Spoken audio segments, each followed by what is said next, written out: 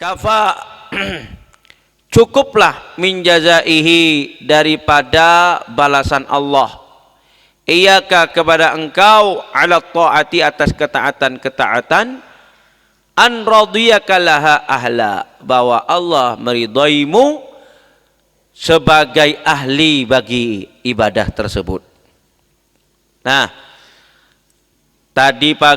kemarin pagi sudah dijelaskan dalam hikmah sebelumnya bahwa sesungguhnya ibadah yang kita lakukan ini sudah merupakan kenikmatan.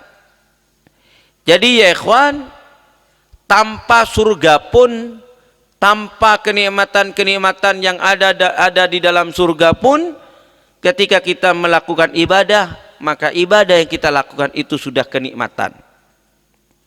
Makanya dalam hikmah sebelumnya dikatakan jalla rabbuna an yu'amilahu al-'abdu naqdan fayujaziyahu nasi'atan. Enggak mungkin Allah itu ya ikhwan, ketika ada hamba Allah bermuamalah dengan Allah, jual beli dengan Allah. Ingat, jual beli dalam makna melaksanakan ibadah.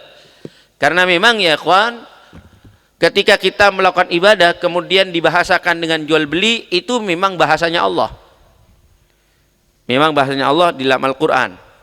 Wa may yashri nafsahu ibtigha'a wajhillah. Siapa yang menjual dirinya mengharap keridhaan Allah, yakni ibadah. Walhasil ketika ada seorang hamba jual beli dengan Allah, dia memberikan harga dengan kontan, kita memberi harta dengan memberikan ongkos dengan kontan kepada Allah, maka tidak mungkin Allah membalas kita dengan kredit. Kalau kita bayar kontan, pasti oleh Allah akan diberi kontan juga. Nah, kita beribadah kepada Allah kontan. Barusan kita melaksanakan sholat maghrib, kontan apa tidak? Sholat asar, kontan apa tidak? Zuhur, kontan apa tidak? Ibadah yang kita lakukan kontan. Lalu ibadah-ibadah tersebut pasti dibalas oleh Allah SWT dengan kontan juga. Mungkin kalian bertanya, ya Abuya, mana balasan Allah yang kontan itu? Mana surganya? Mana bidadarinya? Mana buah-buahan surganya? Katanya mau dibalas kontan. Mana kenikmatan surga yang kontan itu? Sudah dijelaskan bahwa ketika kita beribadah, kita merasakan kenikmatan yang luar biasa, itu sudah balasan kontan dari Allah SWT untuk ibadah kita. Allahumma shalli ala Muhammad. Saat ini kita membaca kafa min jazaihi iyyaka ala ta'ati an radiyaka laha ahla. Ini juga balasan Allah untuk ibadah yang kita lakukan secara kontan. Kamu diberi hidayah oleh Allah SWT untuk menjadi al-abid, menjadi orang yang ahli ibadah, itu sudah nikmat.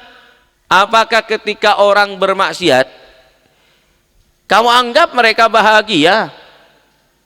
Tidak bahagia ya kawan. Sesungguhnya orang yang bermaksiat itu hanya kalah dengan setan. Apa yang ditawarkan oleh setan berupa kenikmatan dalam maksiat, semu, bohong, dusta semuanya. Orang yang sudah terjerumus kepada lembah kemaksiatan, bukannya dia merasakan kenikmatan, tetapi dia tersiksa dengan kemaksiatannya.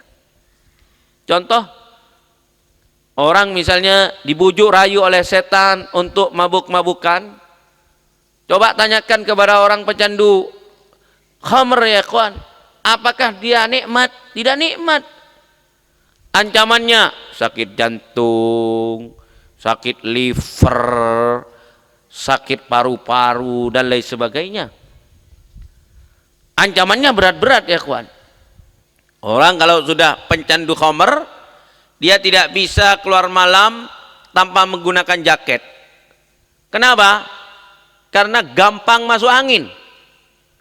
Kayak gini yang namanya nikmat. Apakah seperti ini yang namanya nikmat? La hasya wa kalla. Nikmat yang sesungguhnya itu seperti yang kalian lakukan di pondok pesantren ini 24 jam. Ibadah, daras, zikir, sholawat. Ini nikmat sesungguhnya. Allahumma shalli ala Muhammad. Apakah ente kira ketika ada seseorang pecandu narkoba mereka merasakan nikmat ketika sakau misalnya? La. Orang sekarang ya kawan, ada macam narkoba itu, saya lupa namanya, yang mana ketika ada orang minum macam narkoba itu kemudian dia seperti zombie, mencakar-cakar badannya, kemudian